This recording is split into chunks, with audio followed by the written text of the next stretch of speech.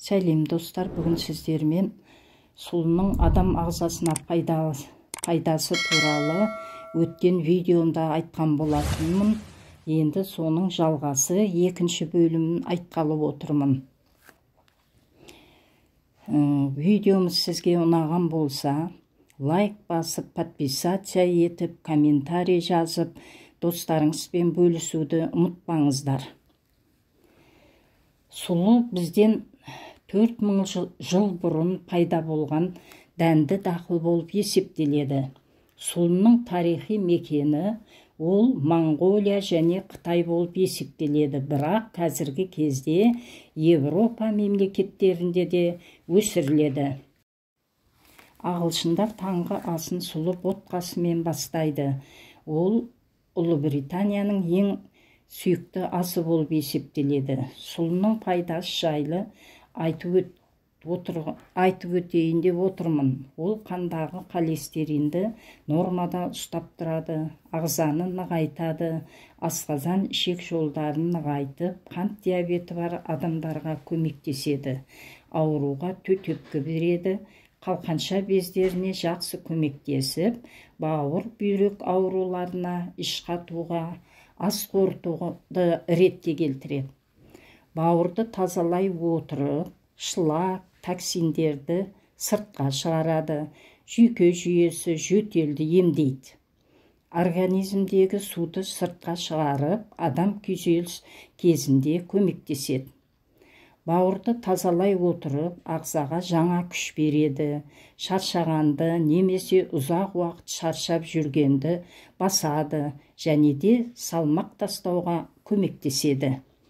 Сұлы дәнінің құрамында А, В, Е, крахмал, минерал тұздар, кремний, магний, йод, титан, мыс, марганец, селен тағы басқа пайдалы витаминдерге де бай. Сұлы диеталық өнім, бірақ та құнарлы болып есептеледі. Сұлының бірнеше жасалу жолдары бар. Бүгін сұлы ботқасын жасауды көрсетемін. Сұлы ботқасын жасау үшін 4 стакан су, 1 стакан сұлы жармасы, 1 стакан сүт және 4 ас қасық бал қажет. Оны ботқаны 10 минут қайнатамыз.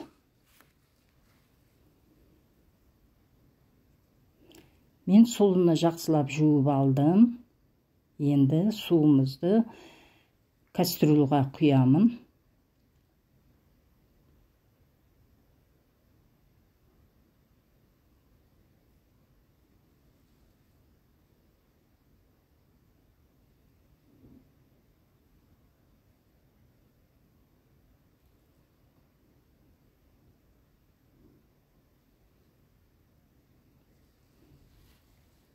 Енді 1 стакан сұлы ботқасын аламыз.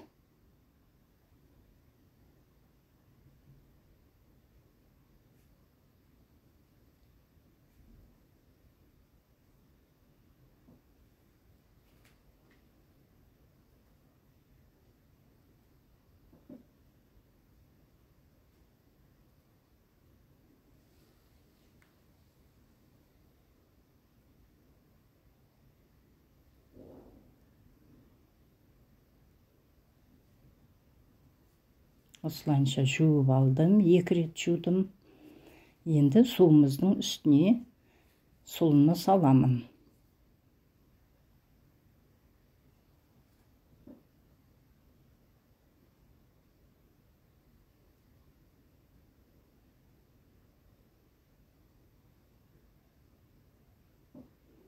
Қазанға салып, енді оны қайнатамын.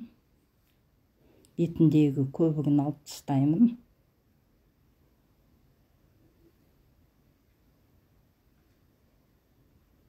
Қазанымыз жайлап қайнап жатыр. Енді оның үстіне сүтімізді саламыз. Сөйтіп, ботқаны 10 минут қайнатамын. Ақырын отқа қойып қайнатамын.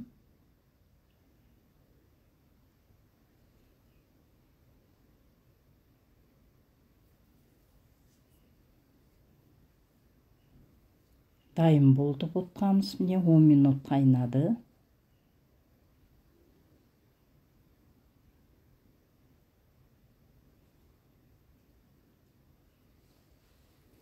Оны біраз суытып аламын, өйткені үстіне табиғи бал салуым керек, сондықтан суытып алдым біраз. Енді 4 ас қасық бал қосамын.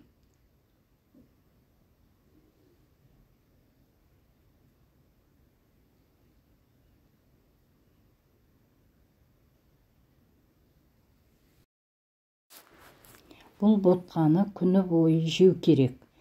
Сұлы ботқасын әр күні қолданып отырсаңыз, адам ағзасындағы жылдар бойы жиналған токсиндерді, шлактарды сыртқа шығарады. Адам сергек болады, өмір жасы ұзақ, денсаулығы мықты болады. Сұлы бетке де пайдалы. Бетіңіз теп-тегіс, жылтыр, дақсыз, әдемі қалпында қалады. Өткен видеомда осы сұлыдан бетке маска жасауды көрсеткен болатынмын. Каналымызда майлы құрғақ бетке арналған маска деген тақырыбымыз бар. Ол сұлыдан қалай маска жасау керектігі туралы көрсетілген. Ол ссылканы описаниеде жазып қоямын.